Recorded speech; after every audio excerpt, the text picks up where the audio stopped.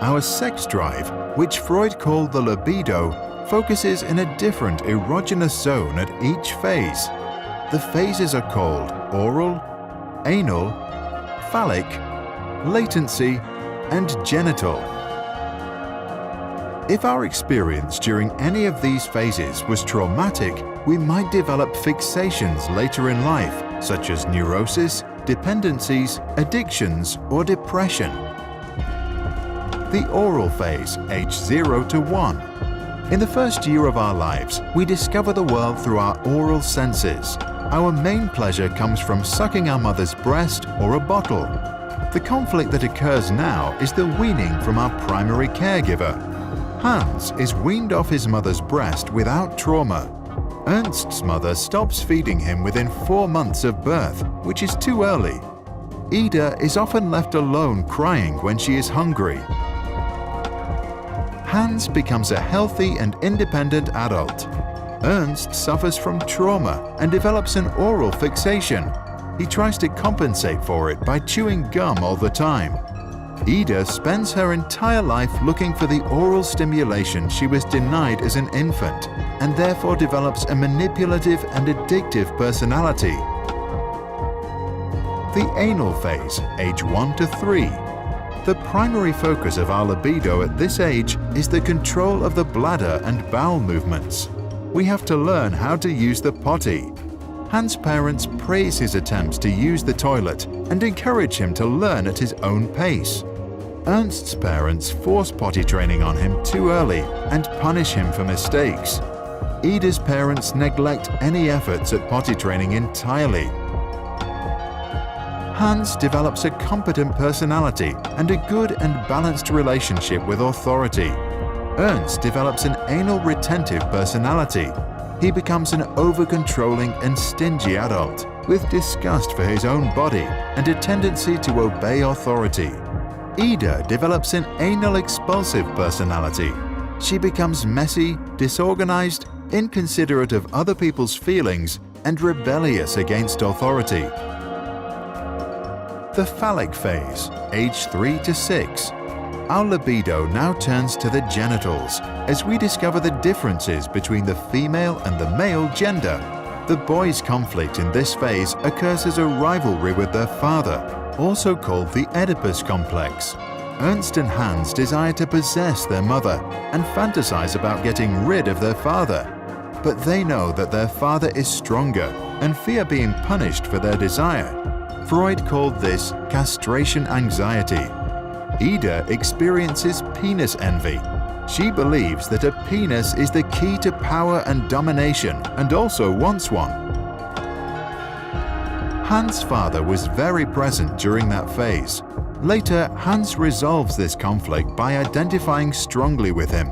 He learns to take on a male role. As an adult, he respects both genders. Ernst, whose father was absent during that phase, fails to develop a strong sense of manhood. He has a mother fixation and is not sure about his sexuality. He also tends to be aggressive towards women and constantly needs to compete with other men. Ida, like all women, maintains her penis envy for the rest of her life, which in her case causes an inferiority complex towards men. Latent phase, age 7 to 13. In this phase, our libido is suppressed as our sexual energy is being sublimed into developing life skills. Our superego strengthens, and we strongly identify with social values, same-sex heroes, and friends. Hans follows many hobbies. Ernst loves learning at school, and Ida makes lots of new girlfriends. There is no real conflict in this phase.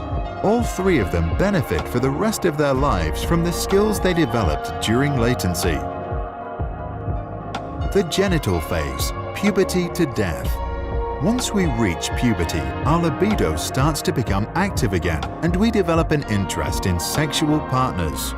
Hans, Ida, and Ernst face the challenge of balancing the sexual desires of the id and the needs of the superego to obey social norms.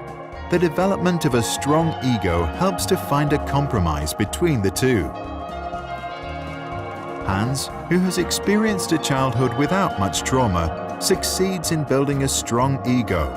He is disciplined at work, has a loving relationship, and a fulfilled sex life. Ernst's ego is weaker than his superego. He obeys norms and authorities, and as a result, suppresses his desires, which leads to the development of perversions.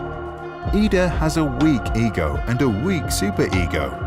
Her sexual needs are more important than social norms or other people's feelings. She is egoistic and feels no guilt for breaking the law or hurting others. To understand the theory, we need to see it in the context of Freud's famous work on the unconscious. By acknowledging that we have a subconscious, he also implied that we store memories of early childhood and other experiences without even realizing it. These past experiences then unconsciously influence our behavior on a daily basis. Freud claimed that our mind operates in 3 spheres, which we can imagine as a submarine. The unconscious level operates the id. The preconscious level operates the superego. The conscious and preconscious levels operate our ego. Young children are driven by the id and demand immediate satisfaction. At around age 7, we begin to develop a superego and want to become good moral citizens and please others. The ego is formed with adolescence to balance the 2 forces. Sigmund Shlomo Freud was an Austrian neurologist and the founder of psychoanalysis. Freud theorized that the unconscious would remember and store all our experiences. Later, they pop up from time to time through dreams and associative thoughts. By revealing traumatic memories and desires through conversation, we can free ourselves from our neuroses and live a more healthy and fulfilled life. He recommended we should not strive to eliminate our complexes, but to get into accord with them. They are legitimately what directs our conduct in the world. What do you think about this theory and the practice of psychoanalysis? Is there some truth in it? Do we have an unconscious? If so, does it really store all our childhood experiences and influence our behavior as adults?